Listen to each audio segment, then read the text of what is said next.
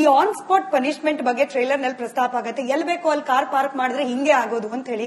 ಇದು ಸಟೈರಿಕಲಿ ನಮ್ಮ ಲಾ ಸಿಸ್ಟಮ್ ಅಂದ್ರೆ ಸಿಕ್ಕಾಬಟ್ಟೆ ವಿಳಂಬ ಆಗುತ್ತೆ ಒಂದು ಯಾವುದೇ ಕೇಸ್ನ ಜಜ್ಮೆಂಟ್ ಬರ್ಲಿಕ್ಕೆ.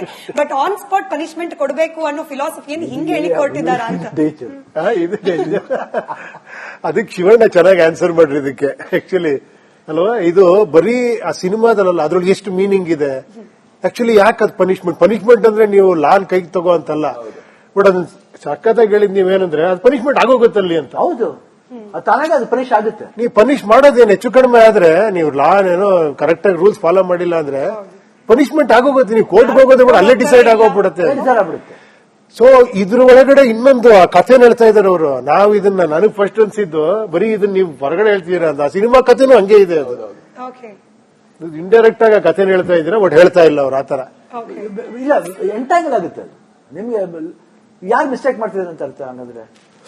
ಯಾಕೆ why you put that board, why you ಅದನ್ನ ಯಾಕೆ ಬ್ರೇಕ್ ಮಾಡ್ತೀರಾ ರೂಲ್ನ? You should break the rule, be proper. ಸಿಸ್ಟಮೇ ಬ್ರೇಕ್ ಮಾಡ್ತಂದ್ರೆ, ಸಿಸ್ಟಮೇ ರೂಲ್ನ ಬ್ರೇಕ್ ಮಾಡ್ತಂದ್ರೆ ಈ ನಾರ್ಮಲ್ ಹ್ಯೂಮನ್ ಬೀಯಿಂಗ್ ಏನ್ ಮಾಡ್ತೀವಿ? ಅಲ್ಲಿ ಬರೋ ಸನ್ನಿವೇಶ ಬೇರೆ, ಆಕ್ಸಿಡೆಂಟ್ಸ್ ಆಗುತ್ತೆ, ಅದು ಸಾಮಾನ್ಯ ತಾನೆ. ಅದು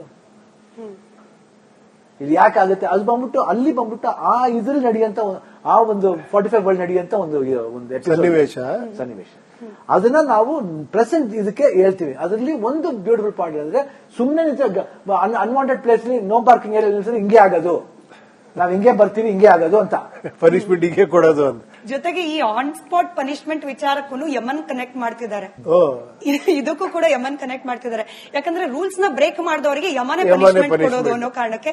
ಹಿಂಗಾಗಿ ನೀವು ಮತ್ತೆ ಉಪ್ಪಿ ಸರ್ ಯಮಾನೇನಾ ಇದ್ರಲ್ಲಿ ಅಂತ ಹೇಳಿ ಪ್ರಶ್ನೆ ಬರ್ತದೆ. ಯಮ ಅಂತ ನಾನಂತ ಅದೇ ಜರ್ಕು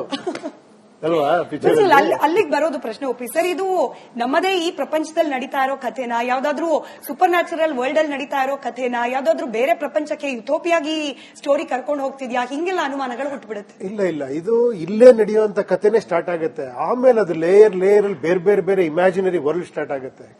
ಅದು ಏನಕ್ಕೆ ಅನ್ನೋದು ಲಾಜಿಕಲ್ ಆಗಿದೆ. ಸುಮ್ನೆ ಏನೇನೋ ತೋರಿಸಿ ಆತರ ಇಲ್ಲ. ಅದೆಲ್ಲದೂ ಲಾಜಿಕಲ್ ಆಗಿ ಎಕ್ಸ್ಪ್ಲೈನ್ ಮಾಡಿದ್ದಾರೆ. ಆಮೇಲೆ ಗೊತ್ತಾಗುತ್ತೆ ಈ ಕ್ಯಾರೆಕ್ಟರ್ ನಾನೇನು, ಅವ್ರೇನು, ಏನ್ ಹೇಳಕ್ ಹೊರಟಿದೀವಿ ಅನ್ನೋದೆಲ್ಲ ಆತರ ಒಂದು ಸ್ಕ್ರಿಪ್ಟೇ ಹಂಗ್ ಮಾಡ್ಕೊಂಡಿದ್ದಾರೆ. ಬಟ್ ಅಷ್ಟು ಎಕ್ಸ್ಪೀರಿಯನ್ಸ್ ಇದ್ರು ಶಿವಣ್ಣ, ಬೇರೆ ಇಂಟರ್ವ್ಯೂಗಳಲ್ಲಿ ಅವ್ರು ಮಾತನಾಡಿದ್ ಕೇಳ್ತಾ ಇದ್ವಿ, ಫಿಮೇಲ್ ಕ್ಯಾರೆಕ್ಟರ್ಗೆ ನಿಮಗೆ ಕನ್ವಿನ್ಸ್ ಮಾಡ್ಲಿಕ್ಕೆ ಅಥವಾ ಅಪ್ರೋಚ್ ಮಾಡ್ಲಿಕ್ಕೆ ಭಯ ಆಗ್ತಿತ್ತಂತೆ ಅರ್ಜುನ್ ಜನ್ಯ ಅವರಿಗೆ. ಇಷ್ಟು ದೊಡ್ಡ ಆಕ್ಟರು, ಅವ್ರ ಹತ್ರ ಇಂಥದೊಂದು ಕ್ಯಾರೆಕ್ಟರ್ ಮಾಡ್ಬೇಕು ಅಂತ ಹೇಳೋದು ಹೇಗೆ ಅನ್ನೋ ಭಯ ಇತ್ತು ಅಂತ ಹೇಳಿ. ಅಂದ್ರೆ ಆ ಹಂಬಲ್ನೆಸ್ ಇದೆ ಅರ್ಜುನ್ ಜನ್ಯ ಅವರಲ್ಲಿ ಅಂತ. ಪ್ರತಿಯೊಬ್ಬರಿಗೆ ಅದು ಇರುತ್ತೆ. ಮಾಡ್ತಾರ ಇವಾಗಿನ ಸಿಚುವೇಶನ್ ಮಾಡ್ತಾರ ಅಂದ್ರೆ ಮಾಡ್ಬೋದಾ ಕೇಳ್ಬೋದಾ ಅನ್ನೋದು ಒಂದು ಭಯ ಇರುತ್ತೆ.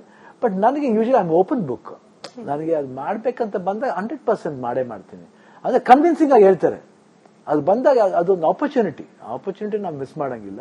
ಅದನ್ನ ಕರೆಕ್ಟಾಗಿ ಕನ್ವಿನ್ಸಿಂಗ್ ಆಗಿ ಹೇಳಿದ್ರೆ ನಮ್ಗೆ ಅವ್ರ ಭಯ ಅಂದ್ರೆ naturally everybody will feel that. First time ಮಾಡೋದ್ರಿಂದ ಏನಾಗುತ್ತೆ ಅಂದ್ರೆ, ಉಪೇಂದ್ರ ನಮ್ಗೆ ಹಂಗಲ್ಲ ಹೇಳಿಲ್ಲ, ಅವ್ರಿಗೂ ಫಸ್ಟ್ ಟೈಮ್ ನಮ್ಗೆ ಒಮ್ಮೆ ಬರ್ಬೇಕು ನಿಧಾನಕ್ಕೆ ಕರೆದು ಹಿಂಗಿರುತ್ತೆ ಮಾಡ್ಬೋದಾ ಅಂತ. ಆಕ್ಚುಲಿ ಸಿಚುವೇಶನ್ ಹಿಂಗಿರುತ್ತೆ ಹೆಂಗಿರುತ್ತೆ ಅಂತ ಹೇಳಕ್ ಮುಂಚೆನೆ ರೆಡಿ ಆಗ್ಬಿಟ್ರಿ, ರೆಡಿ ಅಮ್ಮ ಅಂತ ಆತರ.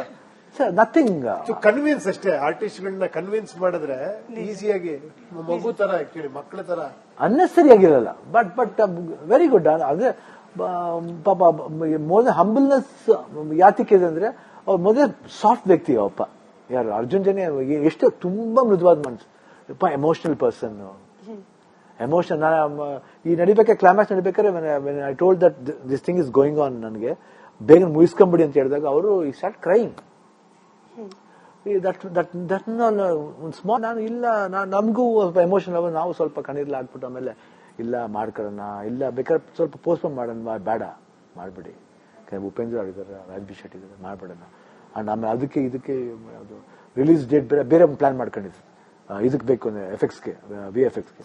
ಸೊ ಅದೇನಾಗುತ್ತೆ ಅಂದ್ರೆ ಟೈಮ್ ಆಗ್ಬಿಡುತ್ತೆ ಅಂದ್ಬಿಟ್ಟು ನಾವು ಮಾಡಿ ಫಿನಿಶ್ ಮಾಡಿ ಅದನ್ನ ನಾವು ಕಿಮೋ ತಗೊಂತಿರ್ಬೇಕಂದ್ರೆ we finish the climax portions ಅಲ್ಲ.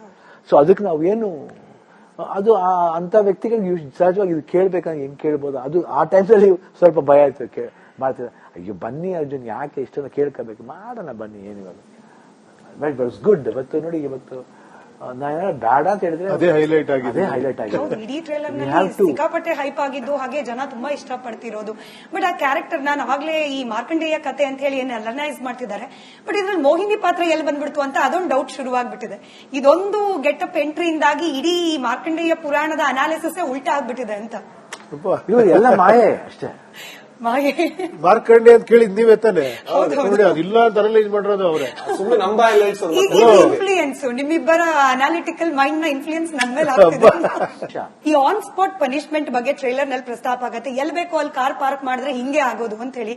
ಇದು ಸಟೈರಿಕಲಿ ನಮ್ಮ ಲಾ ಸಿಸ್ಟಮ್ ಅಂದ್ರೆ ಸಿಕ್ಕಾಬಟ್ಟೆ ವಿಳಂಬ ಆಗುತ್ತೆ ಒಂದು ಯಾವುದೇ ಕೇಸ್ ನ ಜಜ್ಮೆಂಟ್ ಬರ್ಲಿಕ್ಕೆ, ಬಟ್ ಆನ್ ಸ್ಪಾಟ್ ಪನಿಷ್ಮೆಂಟ್ ಕೊಡಬೇಕು ಅನ್ನೋ ಫಿಲಾಸಫಿಯನ್ನು ಹಿಂಗೆ ಹೇಳಿ ಕೊಟ್ಟಿದ್ದಾರ ಅಂತ. ಅದಕ್ಕೆ ಶಿವಣ್ಣ ಚೆನ್ನಾಗಿ ಆನ್ಸರ್ ಮಾಡ್ರಿ ಇದಕ್ಕೆ. ಆಕ್ಚುಲಿ ಅಲ್ವಾ, ಇದು ಬರೀ ಆ ಸಿನಿಮಾದಲ್ಲ, ಅದ್ರೊಳಗೆ ಎಷ್ಟು ಮೀನಿಂಗ್ ಇದೆ. ಆಕ್ಚುಲಿ ಯಾಕೆ ಅದು ಪನಿಷ್ಮೆಂಟ್ ಅಂದ್ರೆ ನೀವು ಲಾಲ್ ಕೈಗೆ ತಗೋ ಅಂತಲ್ಲ, ಬಟ್ ಅದನ್ನ ಸಖತ್ತಾಗಿ ಹೇಳಿದ್ ನೀವೇನಂದ್ರೆ ಅದು ಪನಿಷ್ಮೆಂಟ್ ಆಗೋಗುತ್ತಲ್ಲಿ ಅಂತ. ಹೌದು, ಅದು ಪನಿಷ್ ಆಗುತ್ತೆ. ನೀವು ಪನಿಷ್ ಮಾಡೋದೇನು ಹೆಚ್ಚು ಕಡಿಮೆ ಆದ್ರೆ, ನೀವು ಲಾನ್ ಏನೋ ಕರೆಕ್ಟ್ ಆಗಿ ರೂಲ್ಸ್ ಫಾಲೋ ಮಾಡಿಲ್ಲ ಅಂದ್ರೆ ಪನಿಷ್ಮೆಂಟ್ ಆಗೋಗುತ್ತೆ. ನೀವು ಕೋರ್ಟ್ಗೆ ಹೋಗೋದೇ ಕೂಡ ಅಲ್ಲೇ ಡಿಸೈಡ್ ಆಗೋಗ್ಬಿಡುತ್ತೆ. ಸೊ ಇದ್ರ ಒಳಗಡೆ ಇನ್ನೊಂದು ಆ ಕಥೆನ ಹೇಳ್ತಾ ಇದಾರೆ ಅವರು. ನಾವು ಇದನ್ನ ನನಗೆ ಫಸ್ಟ್ ಅನ್ಸಿದ್ದು ಬರೀ ಇದನ್ನ ನೀವು ಹೊರಗಡೆ ಹೇಳ್ತೀರಾ ಅಂತ, ಆ ಸಿನಿಮಾ ಕಥೆನೂ ಹಂಗೆ ಇದೆ. ಅದು ಇಂಡೈರೆಕ್ಟ್ ಆಗಿ ಆ ಕಥೆನ ಹೇಳ್ತಾ ಇದ್ದೀರಾ, ಬಟ್ ಹೇಳ್ತಾ ಇಲ್ಲ ಅವ್ರು ಆತರ. ಎಂಟಾಂಗಲ್ ಆಗುತ್ತೆ ಅದು. ನಿಮ್ಗೆ ಯಾರು ಮಿಸ್ಟೇಕ್ ಮಾಡ್ತಿದ್ದಾರೆ ಅಂತ ಅರ್ಥ ಹಂಗಂದ್ರೆ, ಯಾಕೆ why you put that board, why you ಅದನ್ನ ಯಾಕೆ ಬ್ರೇಕ್ ಮಾಡ್ತೀರಾ ರೂಲ್ನ? You should break the rule, be proper. System break ಮಾಡ್ತಂದ್ರೆ, ಸಿಸ್ಟಮ್ ರೂಲ್ ನ ಬ್ರೇಕ್ ಮಾಡ್ತಂದ್ರೆ ಈ ನಾರ್ಮಲ್ ಹ್ಯೂಮನ್ ಬೀಯಿಂಗ್ ಏನ್ ಮಾಡ್ತೇವೆ? ಅಲ್ಲಿ ಬಸ್ ಸನ್ನಿವೇಶ ಬೇಕು, ಆಕ್ಸಿಡೆಂಟ್ಸ್ ಆಗುತ್ತೆ, ಅದು ಸಾಮಾನ್ಯ ತಾನೆ. ಅದು ಇದು ಯಾಕೆ ಆಗುತ್ತೆ? ಅದು ಬಂದ್ಬಿಟ್ಟು ಅಲ್ಲಿ ಬಂದ್ಬಿಟ್ಟು ಆ ಇದ್ರಲ್ಲಿ ನಡೆಯುವಂತ ಆ ಒಂದು 45 ವರ್ಲ್ಡ್ ನಡೆಯುವಂತ ಒಂದು ಸನ್ನಿವೇಶ. ಅದನ್ನ ನಾವು ಪ್ರೆಸೆಂಟ್ ಇದಕ್ಕೆ ಹೇಳ್ತೀವಿ. ಅದರಲ್ಲಿ ಒಂದು ಬ್ಯೂಟಿಫುಲ್ ಪಾಯಿಂಟ್ ಅಂದ್ರೆ, ಸುಮ್ಮನೆ unwanted place no parking area ಹಿಂಗೆ ಆಗೋದು, ನಾವ್ ಹಿಂಗೆ ಬರ್ತೀವಿ ಹಿಂಗೆ ಆಗೋದು ಅಂತ ಪನಿಷ್ಮೆಂಟ್ ಹಿಂಗೆ ಕೊಡೋದು ಅಂತ. ಜೊತೆಗೆ ಈ ಆನ್ ಸ್ಪಾಟ್ ಪನಿಷ್ಮೆಂಟ್ ವಿಚಾರಕ್ಕೂ ಯಮನ್ ಕನೆಕ್ಟ್ ಮಾಡ್ತಿದ್ದಾರೆ. ಇದಕ್ಕೂ ಕೂಡ ಯಮನ್ ಕನೆಕ್ಟ್ ಮಾಡ್ತಿದ್ದಾರೆ. ಯಾಕಂದ್ರೆ ರೂಲ್ಸ್ ನ ಬ್ರೇಕ್ ಮಾಡಿದವರಿಗೆ ಯಮನೇ ಪನಿಷ್ಮೆಂಟ್ ಕೊಡೋದು ಅನ್ನೋ ಕಾರಣಕ್ಕೆ. ಹಿಂಗಾಗಿ ನೀವು ಮತ್ತೆ ಉಪ್ಪಿ ಸರ್ ಯಮಾನೇನಾ ಇದ್ರಲ್ಲಿ ಅಂತ ಹೇಳಿ ಪ್ರಶ್ನೆ ಬರ್ತದೆ. ಯಮ ಅಂತ ನಾನಂತೂ ಅದೇ ಜರ್ಕು ಅಲ್ವಾ? ಅಲ್ಲಿಗೆ ಬರೋದು ಪ್ರಶ್ನೆ ಉಪ್ಪಿ ಸರ್, ಇದು ನಮ್ಮದೇ ಈ ಪ್ರಪಂಚದಲ್ಲಿ ನಡೀತಾ ಇರೋ ಕಥೆನಾ, ಯಾವ್ದಾದ್ರು ಸೂಪರ್ ನ್ಯಾಚುರಲ್ ವರ್ಲ್ಡ್ ಅಲ್ಲಿ ನಡೀತಾ ಇರೋ ಕಥೆನಾ, ಯಾವ್ದಾದ್ರು ಬೇರೆ ಪ್ರಪಂಚಕ್ಕೆ ಯುಟೋಪಿಯಾಗಿ ಸ್ಟೋರಿ ಕರ್ಕೊಂಡು ಹೋಗ್ತಿದ್ಯಾ? ಹಿಂಗೆಲ್ಲ ಅನುಮಾನಗಳು ಹುಟ್ಟುಬಿಡುತ್ತೆ. ಇಲ್ಲ, ಇದು ಇಲ್ಲೇ ನಡೆಯುವಂತ ಕಥೆನೇ ಸ್ಟಾರ್ಟ್ ಆಗುತ್ತೆ. ಆಮೇಲೆ ಅದು ಲೇಯರ್ ಅಲ್ಲಿ ಬೇರೆ ಬೇರೆ ಇಮ್ಯಾಜಿನರಿ ವರ್ಲ್ಡ್ ಸ್ಟಾರ್ಟ್ ಆಗುತ್ತೆ. ಅದು ಏನಕ್ಕೆ ಅನ್ನೋದು ಲಾಜಿಕಲ್ ಆಗಿದೆ. ಸುಮ್ನೆ ಏನೋ ತೋರಿಸಿ ಆತರ ಇಲ್ಲ. ಅದೆಲ್ಲದೂ ಲಾಜಿಕಲ್ ಆಗಿ ಎಕ್ಸ್ಪ್ಲೈನ್ ಮಾಡಿದ್ದಾರೆ. ಆಮೇಲೆ ಗೊತ್ತಾಗುತ್ತೆ ಈ ಕ್ಯಾರೆಕ್ಟರ್ ನಾನೇನು, ಅವ್ರೇನು, ಏನ್ ಹೇಳಕ್ ಹೊರಟಿದೀವಿ ಅನ್ನೋದೆಲ್ಲ ಆತರ ಒಂದು ಸ್ಕ್ರಿಪ್ಟೇ ಹಂಗ್ ಮಾಡ್ಕೊಂಡಿದ್ದಾರೆ. ಬಟ್ ಅಷ್ಟು ಎಕ್ಸ್ಪೀರಿಯನ್ಸ್ ಇದ್ರು ಶಿವಣ್ಣ, ಬೇರೆ ಇಂಟರ್ವ್ಯೂಗಳಲ್ಲಿ ಅವ್ರು ಮಾತನಾಡಿದ್ ಕೇಳ್ತಾ ಇದ್ವಿ, ಫಿಮೇಲ್ ಕ್ಯಾರೆಕ್ಟರ್ಗೆ ನಿಮಗೆ ಕನ್ವಿನ್ಸ್ ಮಾಡ್ಲಿಕ್ಕೆ ಅಥವಾ ಅಪ್ರೋಚ್ ಮಾಡ್ಲಿಕ್ಕೆ ಭಯ ಆಗ್ತಿತ್ತಂತೆ ಅರ್ಜುನ್ ಜನ್ಯ ಅವರಿಗೆ. ಇಷ್ಟು ದೊಡ್ಡ ಆಕ್ಟರು, ಅವ್ರ ಹತ್ರ ಇಂಥದೊಂದು ಕ್ಯಾರೆಕ್ಟರ್ ಮಾಡಬೇಕು ಅಂತ ಹೇಳೋದು ಹೇಗೆ ಅನ್ನೋ ಭಯ ಇತ್ತು ಅಂತ ಹೇಳಿ. ಅಂದ್ರೆ ಆ ಹಂಬಲ್ನೆಸ್ ಇದೆ ಅರ್ಜುನ್ ಜನ್ಯ ಅವರಲ್ಲಿ ಅಂತ. ಪ್ರತಿಯೊಬ್ಬರಿಗೆ ಅದು ಇರುತ್ತೆ. ಮಾಡ್ತಾರ ಇವಾಗಿನ ಸಿಚುವೇಶನ್ ಮಾಡ್ತಾರ ಅಂದ್ರೆ ಮಾಡ್ಬೋದಾ ಕೇಳ್ಬೋದಾ ಅನ್ನೋದು ಒಂದು ಭಯ ಇರುತ್ತೆ. ಬಟ್ ನನಗೆ ಯೂಶಲಿ ಐ ಓಪನ್ ಬುಕ್.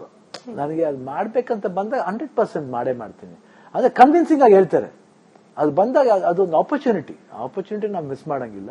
ಅದನ್ನ ಕರೆಕ್ಟ್ ಆಗಿ ಕನ್ವಿನ್ಸಿಂಗ್ ಆಗಿ ಹೇಳಿದ್ರೆ ನಮ್ಗೆ ಅವ್ರ ಭಯ ಅಂದ್ರೆ naturally everybody will feel that. First time ಮಾಡೋದ್ರಿಂದ ಏನಾಗುತ್ತೆ ಅಂದ್ರೆ, ಉಪೇಂದ್ರ ನಮ್ಗೆ ಹಂಗಲ್ಲ ಹೇಳಿಲ್ಲ, ಅವ್ರಿಗೂ ಫಸ್ಟ್ ಟೈಮ್ ನಮ್ಗೆ ಹೋಮ್ಲಿ ಬರ್ಬೇಕು, ಹಿಂಗೆ ನಿಧಾನಕ್ಕೆ ಕರೆದು ಹಿಂಗಿರುತ್ತೆ ಮಾಡ್ಬೋದಾ ಅಂತ.